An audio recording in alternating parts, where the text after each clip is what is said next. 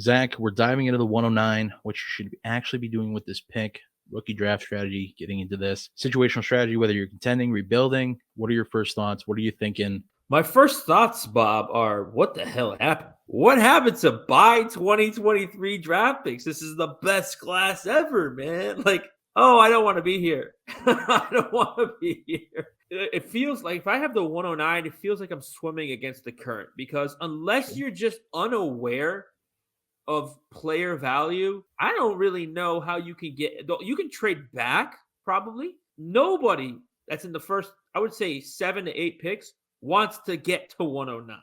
Nobody wants to be there that was at 103. It's a really tough spot. And really what I would be trying to do here, no matter what position my team in, Bob, is we talk about this all the time. Nurture those relationships in your league and have those dialogues ahead of time.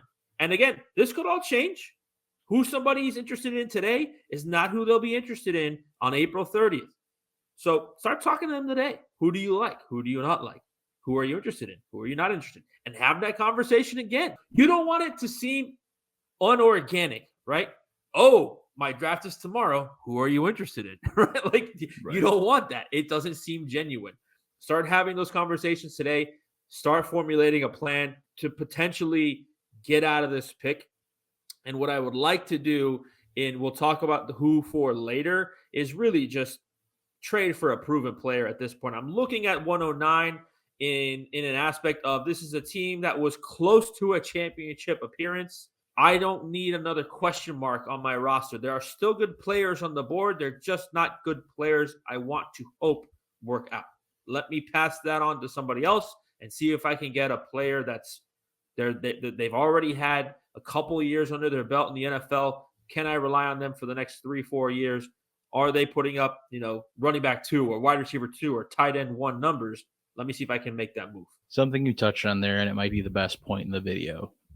Still watch the whole thing, please. That would be great. It is the concept of, I think too often we hold on to players that have question marks and wait for the questions to answer themselves. Instead, answer the question for yourself, move on from that asset to somebody who's more secure. Why, if especially if you're trying to contend, if you're rebuilding, you have time for that kind of thing, to wait and see if a player develops. And if you're a really good contending team, you might too. You might have room on your bench where you can let a player develop, or your taxi squad, whatever. If you're a really well developed team, you might have that space as well. But I think at the end of the day, if you want to win leagues, you need to stop waiting for questions to answer themselves and answer them for yourself by doing a little legwork first ahead of time. But my first thoughts with this pick, looking at the ADP right now, and I understand it'll change. I mentioned this in a previous video. I think there's a lot of movement that goes on between the mid-second right now and the late first, once we get through the draft. But man, does it get murky quick in the back half of this first round. Looking ahead at that ADP, some names that are creeping up as we work down the board are Quentin Johnson, Devon Achane, Jalen Hyatt, and Zach Evans. You can love those guys. I'm not here to debate that.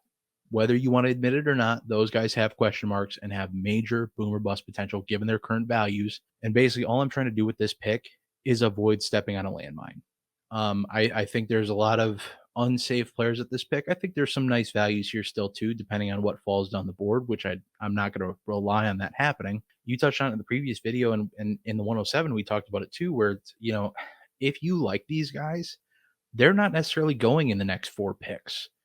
Trade down, trade back, get a little value, get a little insurance on top of what is, in my opinion, you might disagree. I don't think any of these guys are smash picks. Get a little insurance on top of these guys for if they don't pan out. And anytime you add a risk, I think you need to be doing that too. Let's talk about realistic targets and players who avoid at this pick. Currently at this pick, Quentin Johnson is currently the 109 per DLF Superflex rookie ADP. The next upcoming rookies per ADP are Zach Charbonnet, Zay Flowers, and Josh Downs. What are you looking for here with this pick? What makes you happy targeting at this pick? If somehow Quentin Johnson is here and has a good landing spot, same with Jordan Addison, same with Zach Charbonnet. If Will Levis is here, it's most likely he fell down the NFL draft board or he landed in a spot where there's a secure starting quarterback. I don't think if Will Levis is drafted by the Raiders, he gets here. I could be wrong. I think that'd be very short-sighted of the Dynasty community. I could be wrong. If Will Levis is here, I'll take Will Levis. If Will Yeah, Levis is at 109, I take Will Levis. The rest are landing spot dependent, although Charbonnet, I just don't think is going to be here. But I agree. It's too early for the Devon A. Chains, the Jalen Hyatts. I've seen Zay Flowers go here. I don't know if I want that. I think Zay Flowers is last year's Christian Watson, Sky Moore, where let's think about where Zay Flowers was in January. Where were we talking about him in rookie drafts in January? End of the second round, maybe. Sure. Now he's up at the end of the first round. It feels very similar to those players last year. I don't really know if I want to bank on that at 109. So I'd be really happy if Levis or Charbonnet are here. I'd be okay if Johnston and Addison are here. But other than that, I don't really want this pick. I think the one thing I want to touch on real quick to clarify is that, you linked Zay Flowers somewhat to Christian Watson and Sky Moore. And I think you're saying that he can kind of go one of two ways, because Christian Watson, while, probably shouldn't have been being drafted in the late first last year. I definitely agree on Zay Flowers on that point, that I think he can kind of go one of two ways. And I don't think he's a sure thing. A lot of people want to act like he is, throwing out some aggressive comps out there, but I'm with you. Overall with this pick, Zach Charbonnet remains my main target. I think he's probably gone with this pick, but playing off what's available per ADP, Zach Charbonnet is my pick. I will tip my hand here and offer a preview for future videos. I love Josh Downs. I am still very much on the Josh Downs bandwagon. I might be leading the charge. I don't know, but I just don't think it makes sense here, given his value, where he's going in drafts, where I think I can get him in most drafts, where I think I can get him at the top of the second, early to mid second even, because I think he is falling down boards. I get it. The size are the main concerns, but I think he has just about as much polish as anybody else wide receiver wise in this league, not named Jackson Smith and Jigba. So I love Josh Downs here, but it doesn't make sense for me to go grab him here. In lieu of that, I'm going to go let other people draft these landmine players. The Quentin Johnsons, Devon A. Chain, Jalen Hyatt, Zach Evans. You can like those players. That's fine. You can like any player, whatever the case is. But it's about getting those players at appropriate values and making the most of each draft pick, either way you look at it. Draft players where they make sense to draft them, not where you want to draft them. For me personally, I'm just advising to target them later while there's still some safer assets on the board, in my opinion. And that goes for trade out scenarios. There's assets in the league that we can get for this 109 that make more sense, that are safer, that are proven commodities. Speaking of that, beautiful segue. Me talking some trade down and out scenarios. Zach, what do you got for us here with this 109? You got some nice trade out picks. What do you got? Yeah, I'm basically looking at 109 and just packaging it for a proven player at this point. We talked about in 108 packaging it back for draft picks. I don't want to do the same thing over and over again. At 109, according to DLF's trade analyzer, comparable value for the 109, DJ Moore. We mentioned Jerry Jeudy with the 108 video. I'm just going to list off a couple names here. Dallas Goedert. Daniel Jones is up there. You're going to have to pay a little bit more than the 109, I think, than to get Daniel Jones, which I'm okay with. To me, those are trades I'd be looking to make. Let me reference this real quick, Bob, is when we look at each of these 12 draft picks, right? Sure. Let's go 101 through 108 real quick. Those picks have fluctuated in value, right? Oh, Anthony Richardson has boosted the value of 106 and 107 a little bit, right? Sure. 109 since day one has just, in my opinion, decreased in value.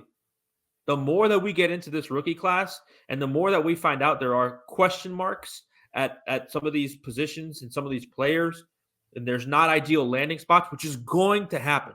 It's going to happen. It's a fact of the matter. Some of these landing spots are not going to be ideal.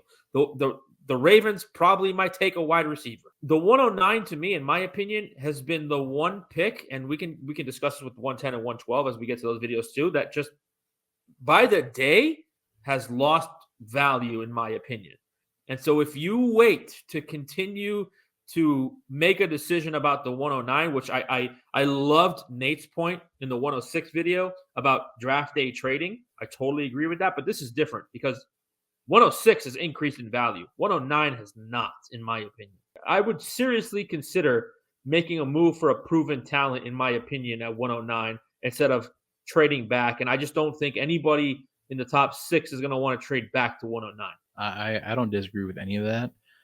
The only thing I think I'll add with 109 is I definitely agree that this pick is kind of just steadily stayed declining, or at best stayed the same value. And I think what's going to happen, though, touch on this already in this video and previous videos, is I think there's going to be a shift coming where the value might go up for this pick, given how the draft shakes out. You definitely are right that the draft board shrinks once we get landing spots and draft capital, most importantly. Guys that go day 3 lose a lot of hype. It's just how it is and how it should be. But I think that water will find its level. I think better players will work its way into this grouping from what we have now. Because realistically, right now, as much as we're working off ADP and trying to be as fluid with it as we can, I think there's a lot of just my guys in here. Guys that maybe shouldn't be. The Devon A. Chains, the Jalen Hyatts, these guys that are creeping up into ADP, and the guys that people just love to hate on. Tank Bigsby, for example. Kendre Miller, I just don't think has gotten enough good press leading up to the draft. Wasn't able to perform at the combine, wasn't able to play in the college football championship game due to injury. I think there's several players, and Sean Tucker's another guy who just has had a terrible pre-draft process. Wasn't able to compete at his pro day, wasn't able to compete at the combine. That later was released, weeks later, that he couldn't play or couldn't participate because of medical reasons. I think these guys can work their way up the board along with some other players that aren't here now that could make this pick more valuable. And that's just one thing. I could be way off on that, but I think there might be a shift coming for this pick where it does go a little bit up in value. Something I'm looking at, not necessarily I'm going to bank on, but just something I'm saying maybe watch for. You might be able to get more. Go ahead. That being said, Bob, it's not going to make me feel bad about getting a DJ Moore or Jerry Jeudy or Daniel Jones. Right. I agree. Yeah. I think those are all still great trades. Even if this pick becomes more valuable a little later, I still think the DJ Moore, Jerry Jeudy, and Daniel Jones is still pretty solid value at this pick, especially considering there's probably not a viable quarterback on the board right now. Trading for Daniel Jones to plug a hole in your super flex spot or your quarterback 3 even, I think you could do a lot worse with this pick. But 109 for me, looking at some DLF fair value trades, can get me in the conversation for somebody like Christian Watson, who was mentioned earlier on in this video. I probably need to add some sort of sweetener to that deal, maybe a 24-second or a replacement level wide receiver. But if I'm trading down, I'm not real excited about the compensation unless I'm trading down a good bit, like 5 or 6 picks. I'm not really getting anything more than like a 24-second. If I am trading with that championship team at the 112, I'm going to ask for a 24 first. I'm going to just, hey man, that pick's going to be late for you anyway. You stroke their ego a little bit, but especially when you have this pick on your team, it doesn't always work, but it's just, why start low on a trade offer? And that's, to me, that's not something that's an insulting offer either. Depending on what's on the board, depending on how that value shifts, depending on what you're looking for, if you're looking for proven production, that's not the move you try to make anyway. You don't really try to trade down here. But if you're looking to just build up assets, if you're in a rebuild, that's kind of the move I'm looking to try to make.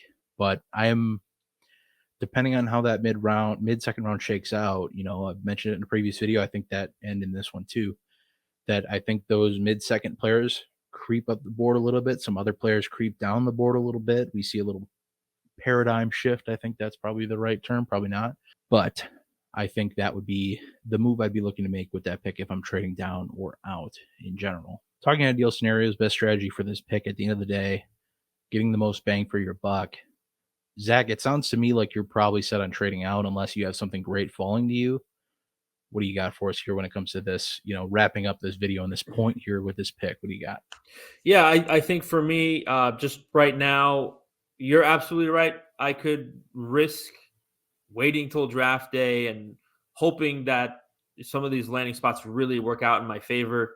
It just never really works out that way. I don't want to take the risk anymore. If I had 109 in Superflex League, I would be trying to move this pick. I would be trying to move it for a proven player, like I said.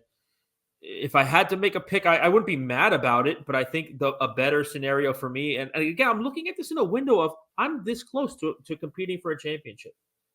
That's what the 109 is. It's I lost in the semifinal game.